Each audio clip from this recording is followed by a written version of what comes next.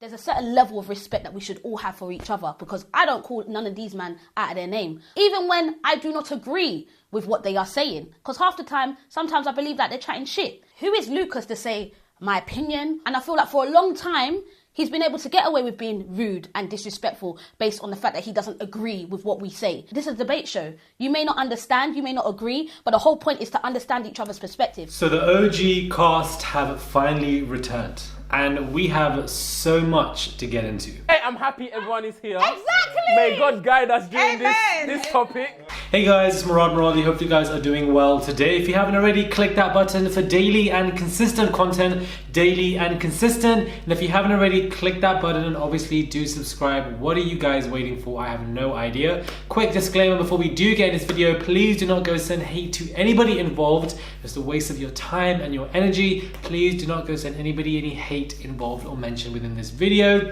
I think I mentioned this in one video before. My birthday is soon, 4th of January. I'm having a house party past 12. The 5th is actually my birthday. So I thought, you know what, last time I had like, I would say 4 to 5 people from the YouTube kind of stratosphere and subscriber world and whatever. DM me guys if any one of you want to come, then I'll just scroll through and pick a couple by random and get back to you guys. When I have a house party, it just becomes a whole function. It's just lit. Everybody is just the vibes are just so damn positive. It's uplifting. Everything is a moment. But anyways, let's just get into this video because we do have a lot to talk about. So much so that I have decided to split this into 2 separate videos. Now I've done this before for previous episodes for BKCHAT, where a lot takes place within a small time frame, that I have to break it down into 2 separate videos because, you know, there is a lot to discuss. It is obviously very nice to see the BKCHAT cast, you know, OG cast reunited, and to see them all together and see them all, you know, it's just good vibes. Like, and obviously Esther opens the video. I feel like that scene we didn't really have to see, because I have got the OGs back together. You see, you guys, you think I don't listen. You think I don't read the comments. Me, I saw, I read, and I made it happen. So I spoke to production. but at the same time, if somebody has, you know, committed work and it must have been hard for her to bring everybody back, I'm sure she'd want the credit as well. Therefore, she decided to want to open the video to say, you know what, I gathered everyone here today. This is obviously my work, my doing. Hopefully you guys can enjoy it. This is obviously a very nice scene to see. However, personally speaking, I don't think we kind of needed Ariette. I just feel like she did not need to be there. Yes, she's an OG, but I just feel like she's not really that impactful. Yes, this topic was relatable for her, so it helped in that stance, but I just feel like, you know, we could have replaced her with either Nissi or with either Ramla and Wale. I don't know what he was doing there. Again, he doesn't really add much to situations and conversations. It would have been nice to have Ayo there instead as well. Even Be Money, even though he's not really an OG, he came through season 3, still would have been nice to perhaps have seen him. Then that would have made the cast very nice. It's just so nice to see sweet Azraya. Because I'm not being funny, but who has time? Like, there's so many things to appreciate. There's so many good things around you. And Riva, my baby, both of these just kind of came back. But obviously Riva will be mentioned and reviewed within a second review coming out straight after this. But obviously it's very nice to see Azraya. I like how she's sitting in her focal point. That is where she likes to be, in that corner in the kitchen. I feel like she harnesses some kind of power when she sits there, and she was speaking a lot of sense. And what I like is the fact that when Azraya is back, she does a lot of tag teaming with Gogo. Both of them tag team together from this kind of intellectual standpoint, and they really come through with their points, and I really like it when they do. Now, who surprised me was Max. Comparison is the cousin of the devil. Comparison is the cousin of the...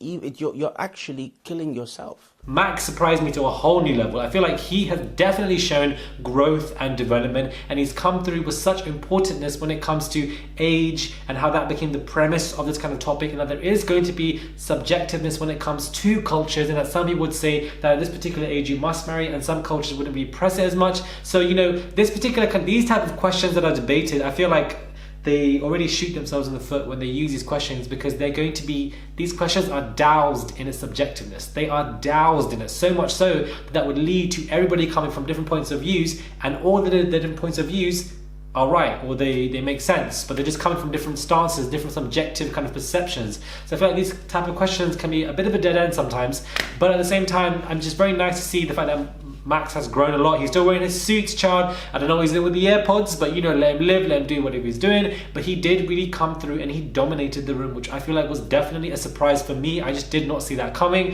He has definitely grown a lot more than I would have expected. That in itself is just a bit of a shocker. It would have been nice to have seen Nissi there. I'm sure she has other commitments, but still, you know, I'm sure everybody else did and they sacrificed their time. Like, I feel like you were part of the show. It has helped you massively. It would have been nice to have just seen you there. And Ramla, of course, you know, she did make that video a while ago about why she will never go back on the show and XYZ. So I can see why she wasn't there. But again, I feel like she definitely was a staple character for season 2. And it would have been nice to have seen her there as well.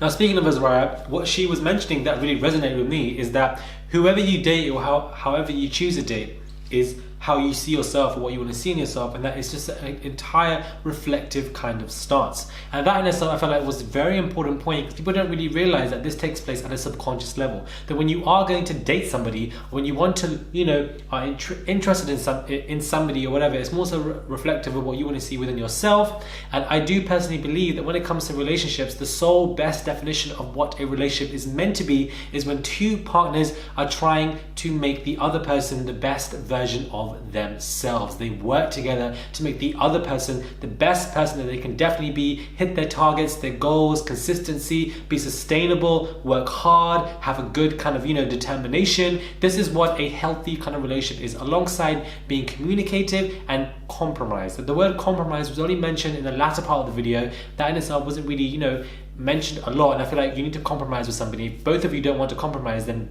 beloved, nothing's going to work in that relationship, period. Esther and Lucas began to clash. Don't call me trash, Miss Lucas. Don't call me trash. Do not call me, because I'm far from trash. I'm far from trash. You are the trash. You know you're trash. Don't call me fucking trash. And this in itself, I kind of wanted it, because I feel like, you know, what isn't a typical OG kind of backchat related video without Esther and Lucas, the alpha male and alpha female of the group, or the loud mums, or whatever you want to call it, clashing.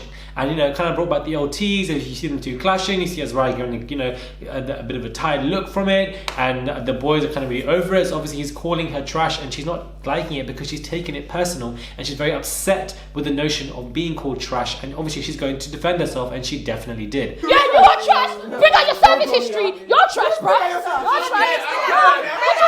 How you calling me trash? But although NuNu, I'm happy NuNu was there as well. So much to get into, guys, because all these vibrant characters were definitely together. So they should have kept me in, because I actually had a lot to say. But it's not Esther and Lucas ranting and rambling. I would have had an opportunity to actually talk. I don't feel like she spoke enough in this video. I feel like she just was a bit misplaced and a bit misjudged about in terms of, you know, not being as vocal. However, when Esther was making a point, NuNu kind of interjected, and then Esther interjected again. You can see that NuNu kind of holds her ground here in this point. You be bosses. But that's What too do I late, do? though. No, it's not too late, Esther. It's too late. I want Too late to do what? be bosses. But that's What too do I late, do? though. No, it's not too late, Esther. It's too late. I want Too late to do what? You can see there's growth in the development between their relationship, between these two. You can tell they have moved on, and NuNu is going to stick up for herself. I feel like Chioma in the middle is looking great. I feel like I'm glad that she has returned, she's back. I feel like when it comes to confessionals, when it comes to looks, Chioma kind of always dominates in that stance, alongside Azariah now. But I feel like Chioma really likes to dominate and does and dress really well. But I definitely do feel like, you know, the relationship between NuNu and Esther has definitely developed and grown. But she stood up for herself. My only critique was that I wanted her to speak a bit more. Ariette, okay, cool, like you're there, but like you're just there. You're kind of team fetish to me. Like, I'm just my honest opinion, I've never really thought much of you. However, because this topic was relatable to her and her lifestyle and her situation and her age range in relation to that, she was very vocal on what she was talking about, and she's made a very good point in reference to the fact that, you know, children become this kind of worry factor where you feel like you need to create children at a certain by point, because you can't really as you get older and older and older, and that in itself becomes a very worrying point for people, and that in itself I feel like was very interesting. And Esther also made a good point in that, you know, we learn from people's mistakes, and I like how Azariah kind of shut it down when she was like, Lucas, relax, like advice from everybody is going to be subjective all the time. It's an intertwined relationship. It's subjective advice. It's anecdotal. So that in itself I can totally see. But one thing that Esther, again, you know, she was very furious with Lucas calling her trash and, you know, being disrespected, and she professes that she's never done this to anybody. But I don't understand how she can make such a hypocritical kind of point, because half of the popularity based on the show was Esther coming for people. There's a certain level of respect that we should all have for each other, because I don't call none of these men out of their name, even when I do not agree with what they are saying. Because half the time, sometimes I believe that they're chatting shit. Who is Lucas to say my opinion. That's why you're still single. I don't need a narrator. When I'm on my period, I have cramps, and let's be honest, we all have those days, is when I'm coming up to my period, and whether it be NuNu, whether it be Azariah, whether it be Lucas, you know, like she's done it plenty of times herself, and I find that to be very hypocritical, and this isn't the first time she's made that point. I don't understand where that confusion comes from, but I find it genuinely interesting. Biscuit also returned as well. This was nice to see because he was very vocal, which I like, but he added that humor element that we've kind of missed. Which one is reductive now? Be going. It's reductive to suggest that the show is even called Real Housewives and you're saying No, I feel like the pressure. We've kind of haven't seen that for a very long time because he has not returned to the show. So him coming back for this one kind of episode, I feel like, okay, it's cute, it's nice, and he's laughing, he's joking, he's interjecting. You kind of see that history between all the contestants kind of coming out, and I feel like he acts as the catalyst when it comes to humor, and people find that quite funny. Now, this whole notion of voting off 2 people and bringing on 2 people, I think was just complete nonsense. I don't know why BKCHAT decided to do that. It didn't make any sense to me. What you should have done is made into 2 separate episodes, therefore you can make more coin out of the videos. I don't know why you'd put all of it into 45 minutes, 50 minutes, when you could have made one episode half an hour and the other episode half an hour and released that the week afterwards, or even that week later on, because I feel like not only are we getting more content with the OGs, leaving us to tune into it, but also it's just like from a business perspective, you're putting out more content, and evidently we really do like it as well. So especially with the OGs, I don't know why we have to do this voting off, but this is not Weakest Link Child. They're saying countdown, they're saying who wants to be a millionaire, they're saying none of that. So I don't know what this voting nonsense was. That and stuff irritate me because you voted up Esther and Lucas, the 2 biggest characters in the show anyways. I just feel like we could have fitted everybody in that kitchen to an extent anyhow, or just kept it as 2 separate videos with 2 different topics and had other contestants that weren't there in another video. That in itself just made more sense to me. I don't know why that did not take place, but it is what it is. So thank you guys for watching part 1 of the review. I thought there'd be there's so much for me to get into. This is just the beginning. That I thought I would do this, quick 10 to 11 minute video for you guys, so we can discuss the first part of this episode and talk about it and the clash between Esther and Lucas, and the return of Azariah for a minute and the return of all the other OGs. What were your favorite parts of this first part? What are your thoughts of NuNu as well, coming back for a minute, especially Wale? What are your thoughts? Let me know. Subscribe, comment down below. Don't forget to hit that notifications bell button. Let me know what your thoughts are, please, guys. And I'll catch you guys soon for part 2. Part 2 will be coming out quite soon, so for sure tune into that as well tonight.